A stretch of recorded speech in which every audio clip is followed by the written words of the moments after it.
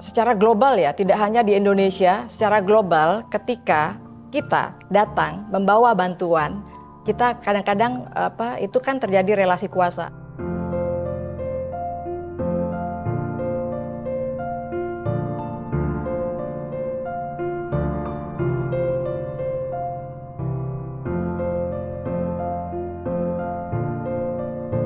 Saya Ratna Susianawati, saat ini saya ditugaskan sebagai Deputi Bidang Perlindungan Hak Perempuan, Kementerian Pemberdayaan Perempuan dan Perlindungan Anak.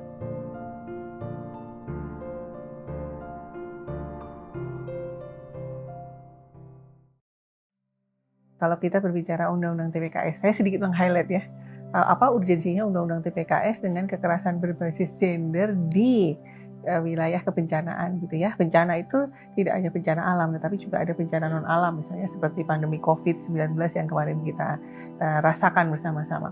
Nah, undang-undang ini memberikan perlindungan terkait dengan upaya-upaya ketika terjadi kekerasan seksual gitu ya. Undang-undang ini heavy-nya bagaimana mencegah, bagaimana menangani, bagaimana memulihkan, dan penegakan hukumnya. Ini menjadi satu undang-undang lex specialis. Tadi dikatakan undang-undang yang memang masih setahun ya, karena undang-undang ini kan disahkan 12 April 2022, kemudian diundangkan menjadi Undang-Undang nomor 12 tahun 2022, tepatnya di tanggal 9 Mei 2022.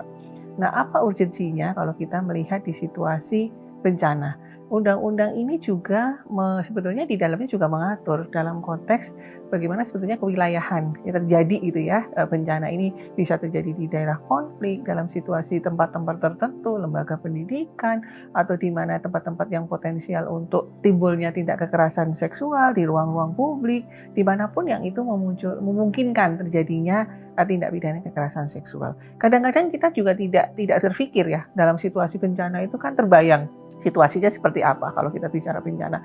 Sudah pada saat itu bagaimana, apalagi pada saat tanggap darurat ya, masa darurat bencana yang kemudian semua orang artinya berkonsentrasi untuk bisa bangkit gitu ya dari sisi bencana. Tetapi yang juga kita temui memang ini terjadi gitu ya, terjadi banyak kasus-kasus yang kemudian memunculkan yang sebetulnya tidak kita pikirkan, misalnya kasus kekerasan berbasis gender.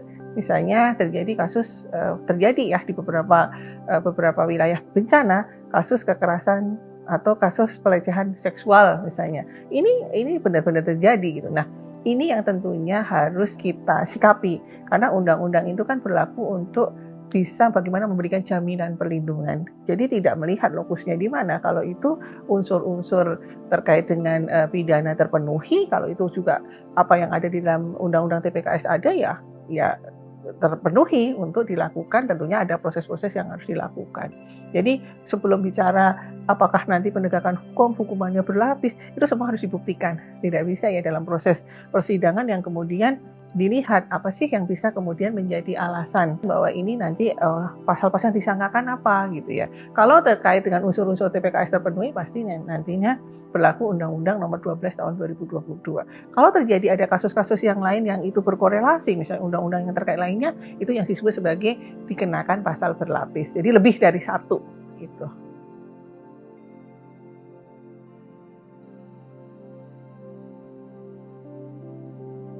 Memang betul, banyak yang sekarang ini kita temui di lapangan. Kasus-kasus kekerasan seksual itu terjadi ketika sebagian besar, tidak semua, sebagian besar pelakunya adalah orang yang dikenal korban, orang yang dekat dengan korban, orang yang harusnya menjadi panutan, orang yang seharusnya melindungi korban. Nah, ini beberapa hal yang memang menjadi saat ini kasus terbesar itu dilakukan oleh pelakunya itu sebagian besar adalah orang yang sebenarnya dikenal oleh korban. Nah, apa yang sebetulnya menjadi pemicu? Itu juga ya tentunya ini banyak hal ya yang sekarang ini relasi kuasa. Ini yang juga menyebabkan saat ini seringkali korban kekerasan seksual itu tidak berani lapor. Sebenarnya kasusnya sudah lama. Banyak kasus-kasus yang jauh sebelum undang-undang ini diundangkan, hanya speak up itu belum berani, ya. Karena apa? Masih ada kultur di masyarakat kekerasan itu tabu, kekerasan itu tidak usah dilaporkan, kekerasan ini justru akan mengungkap sisi lama, luka lama bagi korban, kemudian juga bagaimana menimbulkan stigma tidak hanya bagi dirinya, keluarganya, bahkan masyarakat yang merasa ketika ada salah satu anggota masyarakat di situ yang korban kekerasan apapun itu, termasuk tindak pidana kekerasan seksual, itu akhirnya menstigma. Akhirnya apa? Korban mengalami reviktimisasi. Korban boro-boro mendapatkan layanan penanganan, mau mengadu aja takut.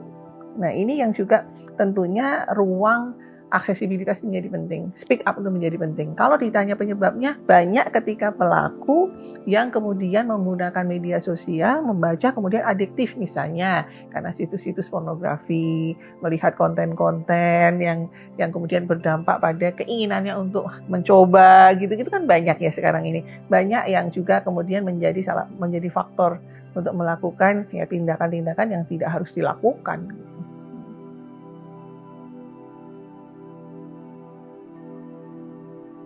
Ya, secara umum sebetulnya kalau kita berbicara konteks bencana secara utuh ya, pasti semuanya negara hadir. Bagaimana menyelesaikan persoalan-persoalan kalau kita sebelum nanti bencana kemudian ada korban TPKS ataupun korban kekerasan. Nah, kalau melihat dari sisi pemenuhan kebutuhan korban bencanaan sih ya, pasti itu semua sudah ada yang namanya asesmen kebutuhan korban itu apa. Ketika memerlukan rehab secara sarana prasarana, rumahnya ganti rugi, itu semuanya kan sudah ada rambu-rambunya ya prosedurnya. Ketika korban kekerasan seksual dimanapun itu, memang ini terobosan, pertanyaannya keren gitu ya. Apakah restitusi itu sebetulnya adalah kewajiban pelaku untuk membayarkan kerugian. Kerugian itu bisa kerugian imaterial, bisa kerugian material. Nah, ini yang kemudian diatur secara khusus. Terobosan dari Undang-Undang TPKS itu salah satunya adalah memberikan kewajiban kepada pelaku untuk memberikan ganti rugi imaterial ataupun material. Tentunya nanti berapa sih besarannya ditentukan oleh pengadilan. Jadi tidak serta-merta semuanya akan dihitung dengan melalui putusan pengadilan. Oh, nanti pelaku harus mendapatkan sekian atas kerugian-kerugian yang dialami oleh korban. Ini menjadi terobosan, sekali lagi terobosan hukum, yang kemudian pelaku tidak hanya ketika sudah ditetapkan menjadi pelaku dengan hukuman sekian. Ini plus kewajibannya, selain dia menjalankan putusan pengadilan, penjara sekian tahun, denda sekian ribu, ditambah juga restitusi. Saat ini jangan main-main gitu loh. Ya, kalau terjadi kekerasan, apalagi kekerasan seksual, karena betul-betul restitusi itu diatur secara khusus. Bahkan ini diatur dalam satu peraturan pemerintah sendiri. Bagaimana nanti korban itu betul-betul mendapatkan pemenuhan hak. Dan ini esensi dari Undang-Undang TPKS, adalah pemenuhan kebutuhan korban, tetapi sesuai dengan asesmen, sesuai dengan kebutuhannya apa. Jadi luar biasa dengan adanya restitusi ini.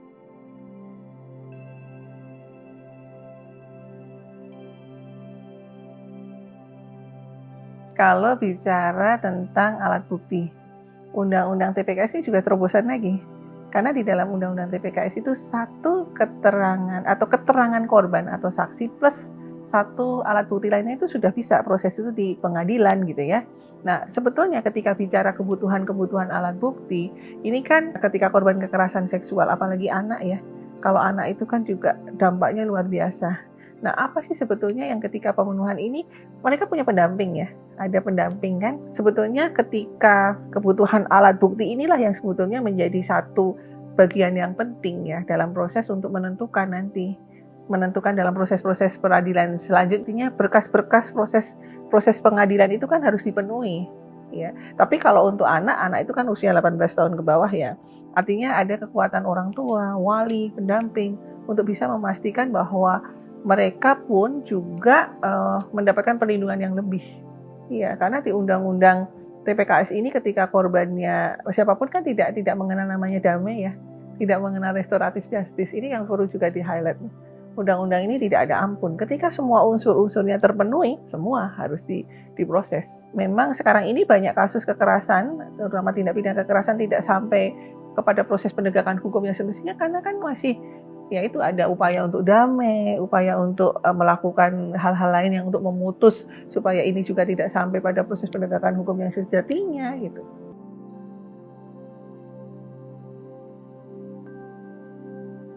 Pendamping pastinya orang terdekat, orang yang dipercaya oleh korban. Dia harus mempunyai perspektif yang juga perspektif pada korban ya, karena ini penting sekali karena kan mereka akan bertugas untuk mendampingi ya, bagaimana ketika ya korban kekerasan seksual kan nggak semudah itu untuk bisa menyampaikan kronologis, kemudian apa yang terjadi, apa yang kemudian menyebabkan terjadi dia menjadi korban TPKS. Ya ini kekuatan pendamping ini. Pendamping ini harus orang yang betul diupayakan dalam Undang-Undang TPKS itu pendamping orang yang harus memiliki yang berjenis kelamin yang sama dengan korban. Karena kan juga ada ya hal-hal yang juga itu akan diungkap secara dalam. Kemudian juga bagaimana ketika korbannya disabilitas, ya itu juga harus memahami betul ya bagaimana, karena penyandang disabilitas kan juga harus mendapatkan sisi pendamping yang juga paham gitu ya, memahami untuk itu. Jadi persyaratan utamanya ya kepercayaan pada korban, orang yang dipercaya oleh korban, karena inilah yang kemudian akan juga melanjutkan dalam proses-proses selanjutnya.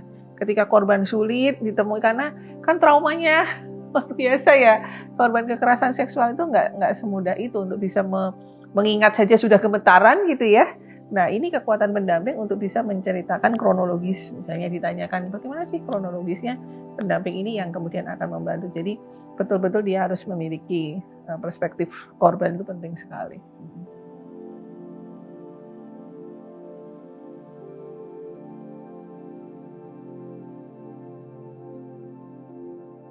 Di dalam Undang-Undang TPKS kan 9 jenis kekerasan, salah satunya pemaksaan perkawinan. Nah, ini yang juga beberapa mungkin kasus-kasus yang kemudian jalan keluarnya dianggap ini sebagai penyelesaian akhir. Misalnya korban perkosaan, untuk menyelesaikan menutup kasusnya udah dinikahi aja. Itu nggak ada lagi. Ya, karena itu justru akan menjadi juga sangkaan yang berikutnya gitu ya. Ketika sudah korban perkosaan, kemudian si korban juga jalan keluarnya untuk menghilangkan aib, untuk menghilangkan ini jalan keluar. Ya itu arah-arahnya kan restoratif justice lagi nanti. Apalagi ini anak.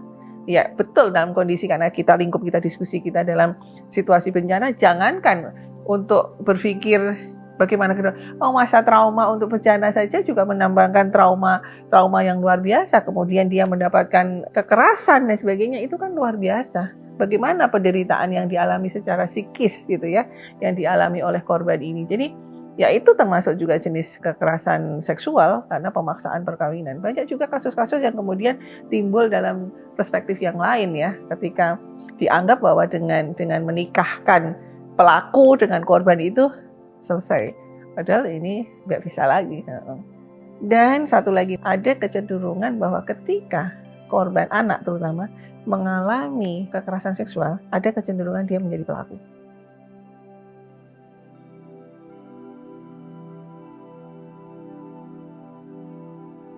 Sebelum mengarah pada pendidikan formal, yang terpenting hulu dari kita memberantas tindak pidana kekerasan seksual itu apa? Pencegahan. Pencegahan dari mana? Keluarga. Keluarga sebagai unit terkecil dalam masyarakat itu harus betul-betul menjadi fondasi ya dalam segala hal.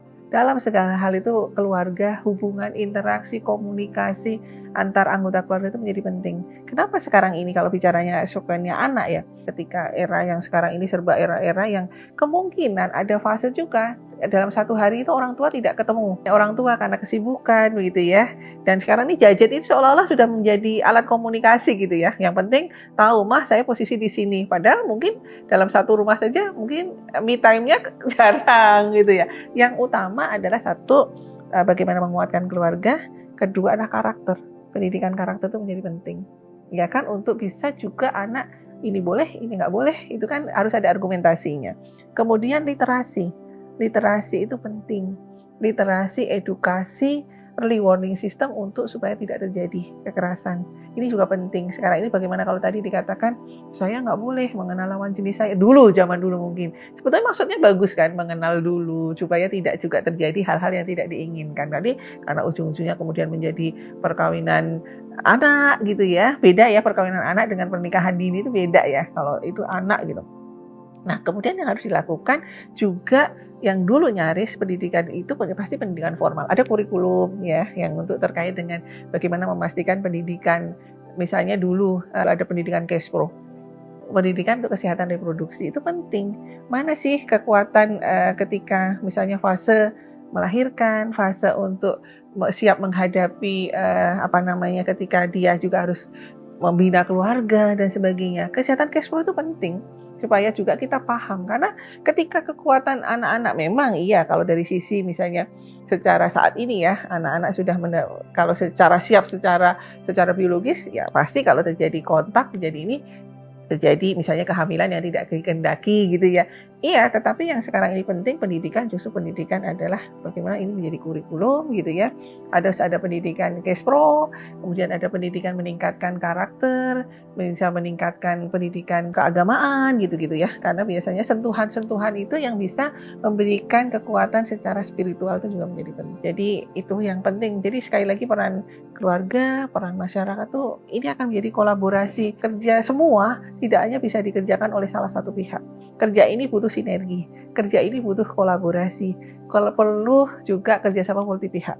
Nggak bisa dalam konteks memutuskan mata rantai kekerasan seksual ini semua harus bekerja. Siapa yang harus bekerja? Semua, tidak hanya pemerintah, tidak hanya masyarakat, tetapi siapa juga di situ juga ada media menjadi penting untuk bisa menjadi jembatan komunikasi kepada masyarakat. Literasi tadi melalui kekuatan teman-teman media, apalagi media sosial. Kemudian peran siapa? Peran dunia usaha. Peran siapa lagi? Perguruan tinggi, pendidikan, akademisi, riset-risetnya. Karena sekarang juga banyak loh kekerasan seksual juga yang terjadi di lembaga pendidikan. Jadi semua harus kata kuncinya kerja bersama, kerja kolaborasi, kerja multi pihak dengan tugas dan fungsinya masing-masing.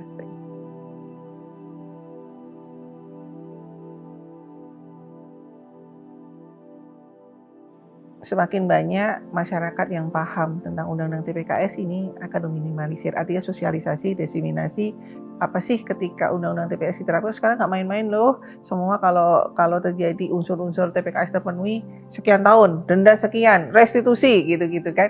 Itu yang pertama. Yang kedua juga kalau di bencana, karena situasinya serba darurat.